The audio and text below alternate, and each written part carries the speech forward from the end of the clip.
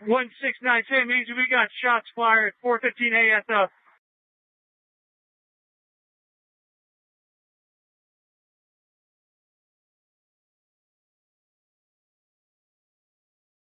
Now we have to go on to this other story. Now, we brought this to you just a few days ago, 2 days after we left Las Vegas, where we pressed and pressed for answers on that worst mass shooting in U.S. history. Well, we learned a little more today. Very interesting. After refusing to answer our questions on Wednesday, Clark County Sheriff Joe Lombardo held a press conference, and he did it earlier today, and he said they still have no motive for the massacre and added this about reports of a potential accomplice to Stephen Paddock. I know and believe there was only one suspect who killed 58 people and injured hundreds more. There was only one person responsible, and that was Stephen Paddock. He had lost a significant amount of his monetary wealth in close proximity to 1 October, and that may have a driving factor associated with it. We do not anticipate charges being brought forward against Mary Lou Danley. As to any other people, the FBI has an ongoing case against an individual of federal interest. Individual of federal interest, very, very interesting. Looks like a grand jury may have already been convened to pursue this someone else whose name we don't know connected to this horrific crime, but he says it's not Mary Lou Danley. As to any other people, the FBI has an ongoing case against an individual of federal interest. I will not be able to elaborate on that statement.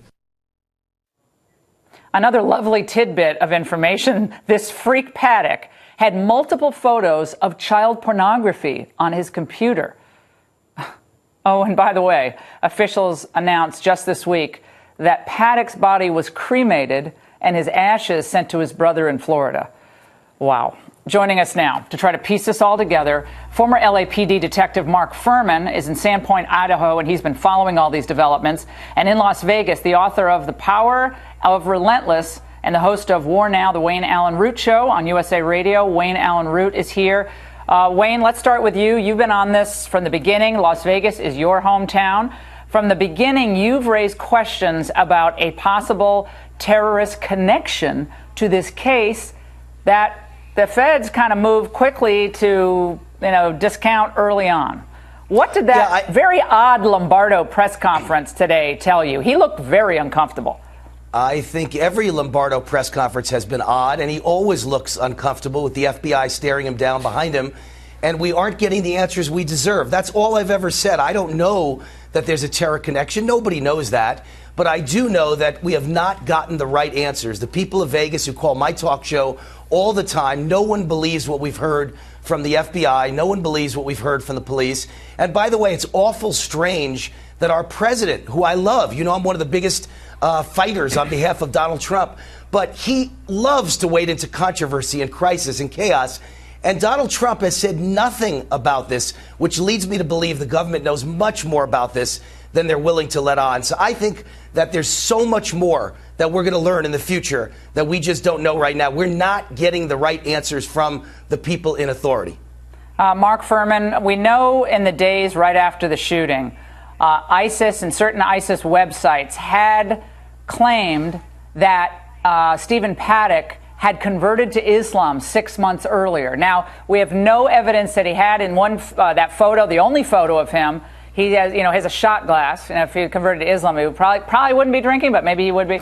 But could there be something here, or is it irresponsible even to raise that possibility, given what we know now? Well, look at this. ISIS will take a claim of any mass murder, and in hopes that nobody else will claim it, then they get credit for it, and then they are, of course, terrorists, and that creates terror. When you look at this, you have to look at the evidence. That's all we can deal with is the evidence. You can make theories, you can dream things up, you can hope things to be, but until you have evidence, you can't make any kind of conclusion that that's what occurred. So the evidence here is we had a sole gunman that actually supplied put in action, set up, and shot these people from the Mandalay on the 32nd floor. And that is all that they can conclude at this point. Mark, if there is a conspirator someday. Yeah. But Mark, you know what? I guess keep going back to fundamental questions. My fundamental questions are photographic evidence, videotape. I know when you check into every hotel, and Wayne, you can chime in on this. You are videoed every step of the way in Las Vegas. There are cameras everywhere. Everywhere. Why have we not seen any of that material? I agree with you. Evidence, that rules. But in the absence of transparency, what are people to think? 58 Americans are dead. And we're supposed to believe a guy who's 60-something years old was running between two pedestals to shoot. People who were on the ground were reporting that there were two different. They thought there were two different shooters. Multiple witnesses said that. And that the guy is like now a sprinter running between gun positions. All of that to me, again, you're an expert, Mark. But when the hotel doesn't release the check-in photos, video, nothing. And the guy has the hard drive was erased. All of that is odd to me. That's just as a regular person. That's odd, Mark. Correct. Then Wayne. Well, Lombardo, he actually stated that they looked, I think, 25,000 feet or 25,000 video segments that they actually reviewed. And you can see the volume of work that they've had to actually go through in the last 3 months. But in all that video, we have, once again, you do not have a homicide investigation and a prosecution, but you have civil litigation, you have discovery there. The private property, the MGM, now it's the evidence, and the police are most probably going to be sued along with Mandalay Bay in a security issue and a failure to do this and a failure to do that, because that's what attorneys do. So they're not going to share this and pollute the jury pool until those issues are settled. Laura, can I jump in here? Yeah.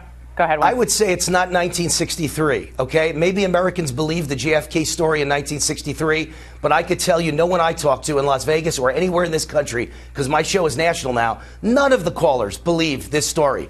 I could tell you it makes no sense that the police in Las Vegas did not put this in the hands of the homicide division with 35 seasoned homicide cops who've studied murders their whole life. They put it in the hands of a small division of 5 police officers who study accidental shootings by the police.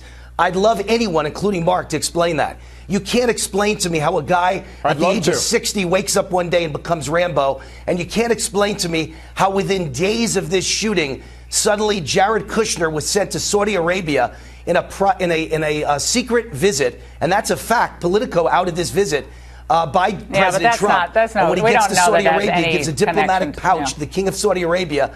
Within days, 300 princes have been arrested and have been put in a high security prison. We'll have you back, Wayne. We got to wrap because we're going to black, unfortunately. You can't explain why that happened.